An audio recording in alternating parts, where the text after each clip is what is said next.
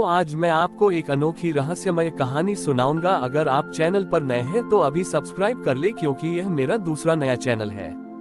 तथा कहानी पूरा देखे, अंत में एक अनोखा रहस्य छुपा है। धन्यवाद। तो सुनिए। एक छोटे से पहाड़ी शहर कालियाग्राम में दुर्गा पूजा का पर्व समय की पवित्रता के लिए प्रसिद्ध था। यहाँ की परंपरा थी कि दशमी पर लोग मां की प्रतिमा के विसर्जन से पहले एक घड़े में अपने बर्बाद किए गए समय का संकल्प लेते थे और उसे नदी में विसर्जित करते थे। गांव में माधव नाम का एक प्रसिद्ध चित्रकार रहता था। माधव बहुत प्रतिभाशाली था, पर वह अपने आलस्य और टाल मटोल की आदत के कारण हमेशा अपने काम अधूरे छोड़ देता था।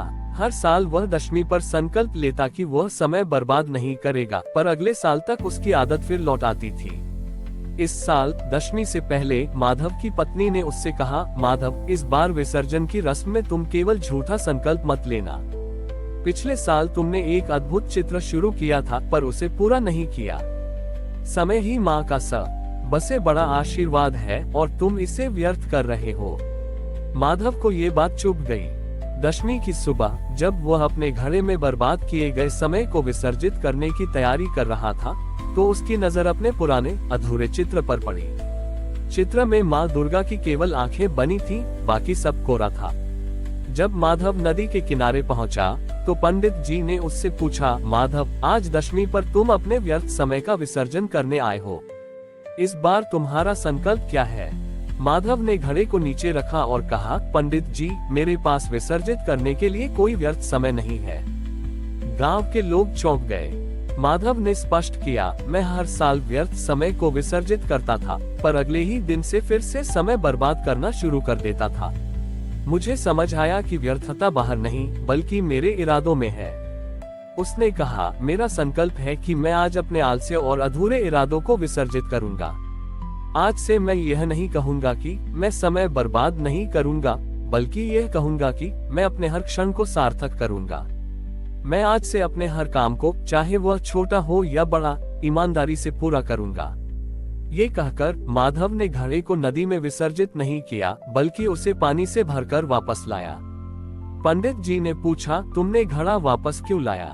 माधव ने कहा, ये घड़ा अब मेरे संकल्प का प्रतीक है। मैं इसे अपने चित्रकला के कमरे में रखूंगा।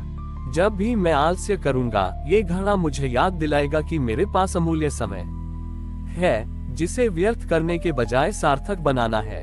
अगले वर्ष माधव ने अपनी आदत को पूरी तरह बदल दिया।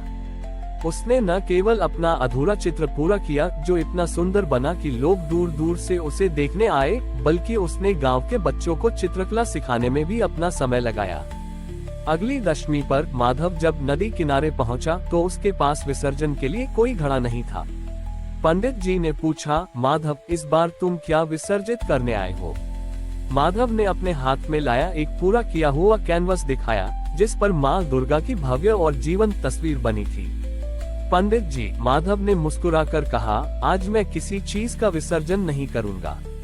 मैं आज ये सिद्ध करने आया हूँ कि मैंने पिछले साल एक भी क्षण व्यर्थ नहीं किया। मैंने अपने समय को केवल ईमानदारी और रचनात्मकता में लगाया। उसने वह चित्र माँ की विदाई की भेंट के रूप में नदी को समर्पित कर दिया। वह चित्र पानी पर कुछ क्षणों तक तैरता रहा, जैसे माँ का अदृश्य आशीर्वाद हो।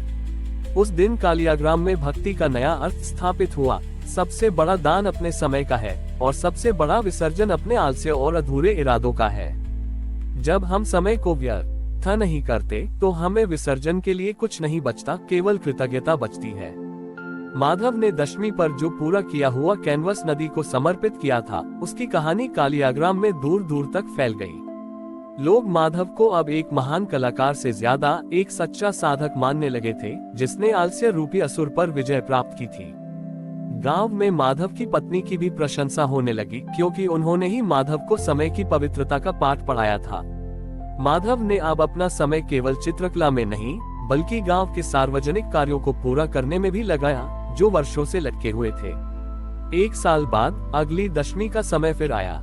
इस वर्ष माधव ने तय किया कि वह इस पर्व पर कोई नया चित्र नहीं बनाएगा।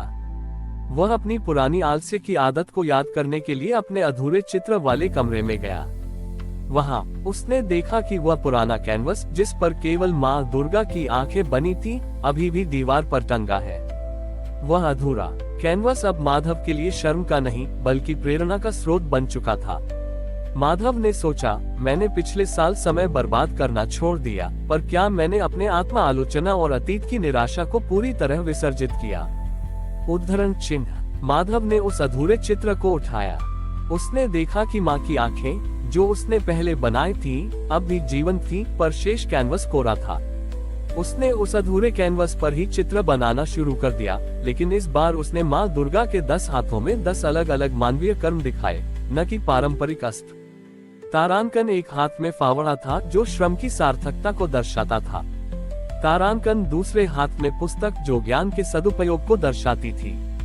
तारांकन एक हाथ में शांत जल, जो मन के नियंत्रण को दिखाता था। माधव ने कई दिनों तक उस चित्र पर काम किया। चित्र लगभग पूरा हो चुका था, बस माँ के 10वें हाथ को भरना बाकी था, पर वह समझ नहीं पा रहा था कि उस हाथ में क्या दर्शाए। 10वीं की सुबह पंडित जी माधव के पास आए। उन्होंने चित्र देखा और पूछा, माधव, ये चित्र अद्भुत है, पर माँ का 10वां हाथ खाली क्यों है? ये किस कर्म को दर्शाता है? माधव ने दुखी होकर कहा, पंडित जी, मैंने श्रम, ज्ञान, शांति सब कुछ भर दिया, पर मुझे 10वां सबसे महत्वपूर्ण कर्म ही मिल रहा। पंडित जी ने मुस्कुराकर कहा, माधव, यही 10वें दिन का रहस्य है। 9 दिन की पूजा और 9 कर्मों के बाद भी एक चीज हमेशा अधूरी रहनी चाहिए। जब तक माँ का एक हाथ खाली रहेगा, तब तक भक्त ये याद रखेगा कि जीवन में हमेशा कुछ न कुछ सीखना, कुछ न कुछ देना और कुछ न कुछ हासिल करना बाकी है। ये खाली हाथ निरंतर सुधार और अनादि भविष्य की ओर इशारा करता है। माँ का ये 10वां खाली हाथ हमें सिखाता है कि विसर्जन पूर्णता का नहीं, बल्कि निरंतरता का प्रतीक है। हमें कभी यह नहीं सोचना चाहिए कि हमारी साधना, सेवा या हमारा काम पूरा हो गया। माधव को अपने अधूरे कैनवस का असली अदृश्य आशीर्वाद समझ आया। उसने तय किया कि वह उस 10वें हाथ को हमेशा खाली रखेगा। ये खालीपन उसे हर पल याद दिलाएगा कि उसे अपने समय को और भी अधिक सार्थक बनाने की जरूरत है।